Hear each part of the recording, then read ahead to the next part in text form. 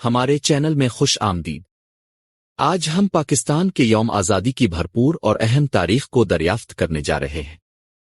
ہر سال 14 اگست کو دنیا بھر کے پاکستانی اپنی قوم کی پیدائش کا جشن منانے کے لیے اکٹھے ہوتے ہیں، ایک ایسا دن جو آزادی کے لیے ایک طویل اور مشکل جدوجہد کے خاتمے کی علامت ہے۔ لیکن یہ دن کیسے وجود میں آیا اور برصغیر کی تاریخ کے تناظر میں اس کی کیا اہمیت ہے؟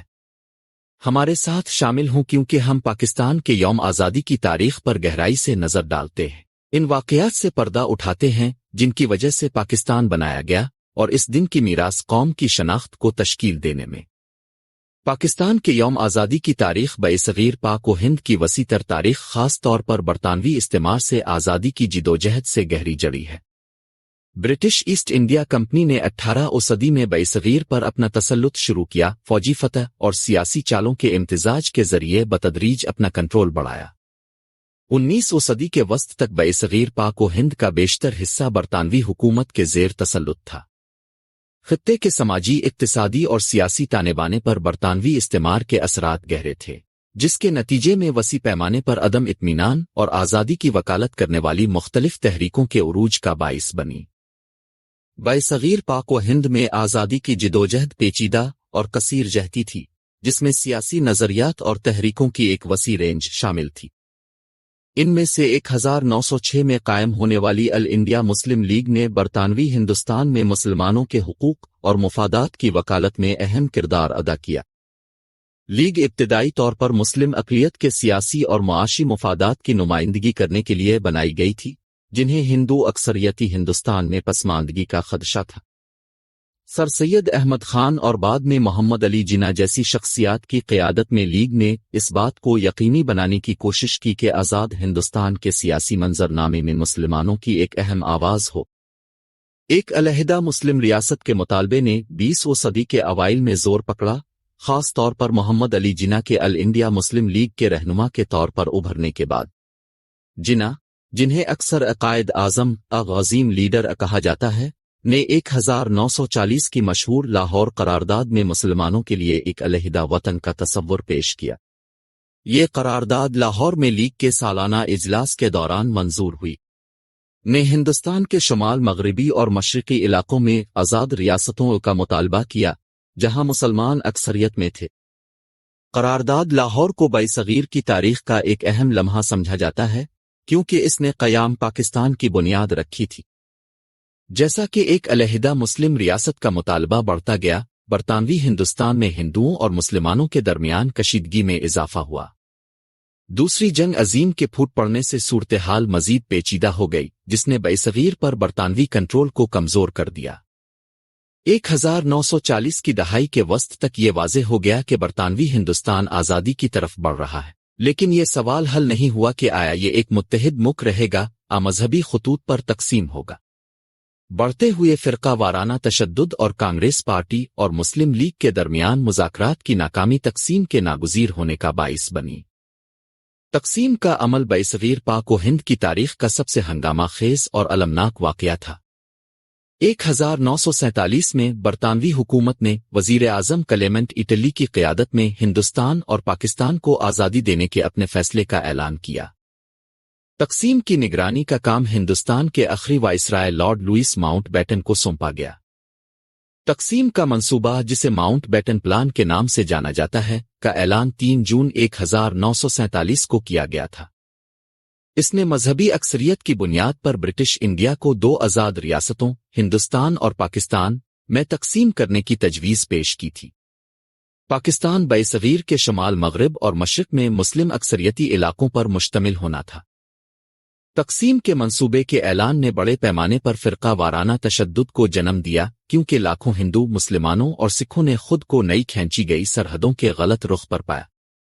اس کے بعد ہونے والی ہجرت انسانی تاریخ کی سب سے بڑی ہجرت تھی، جس میں ایک اندازے کے مطابق 10-15 ملین لوگ اپنی متعلقہ نو تشکیل شدہ قوموں میں حفاظت کے لیے سرحدوں کو عبور کرتے تھے۔ تقسیم کے ساتھ جو تشدد ہوا، اس کے نتیجے میں لاکھوں افراد لقمہ اجل بن گئے، اور اس سانحے کے نشانات آج تک اس خطے کو متاثر کر رہے ہیں۔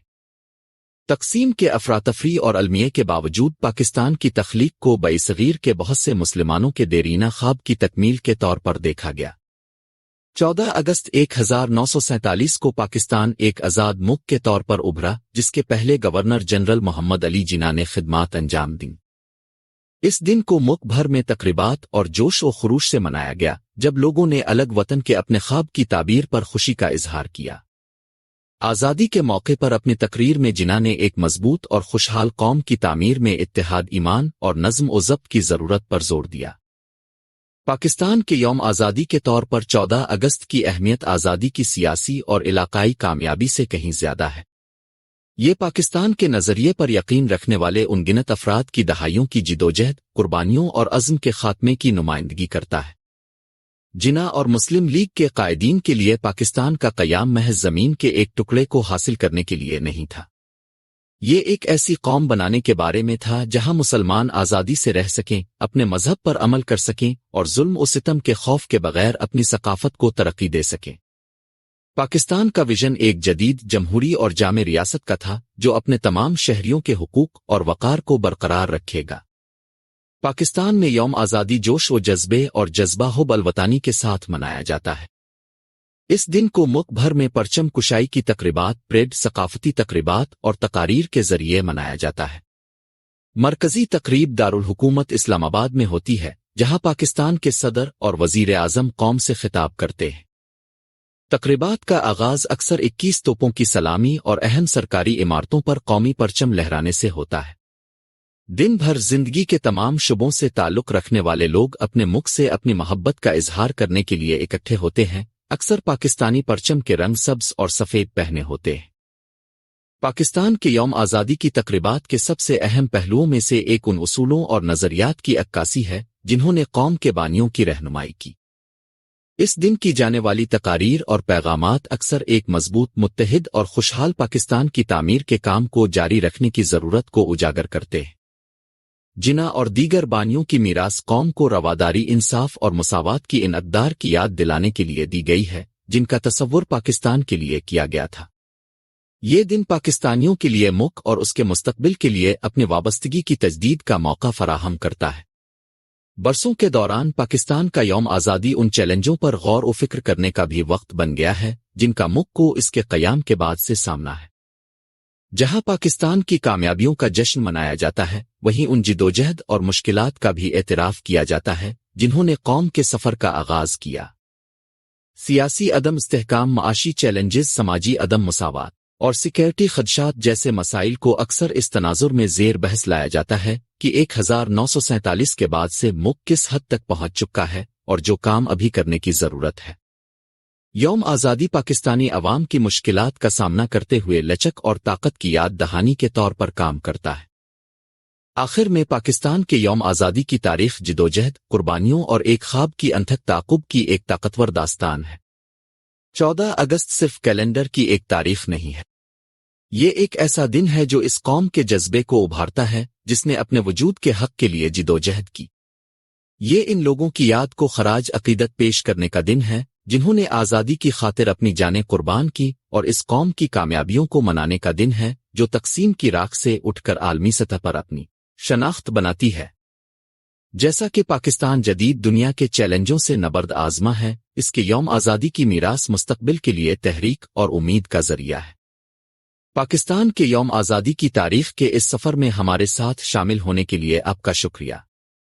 اگر آپ کو یہ ویڈیو پسند آئی ہے تو براہ کرم تاریخ کے اہم ترین واقعات اور سن میلوں کے بارے میں مزید گہرائی سے دریافت کرنے کے لیے ہمارے چینل کو لائک کریں، شیئر کریں اور سبسکرائب کریں۔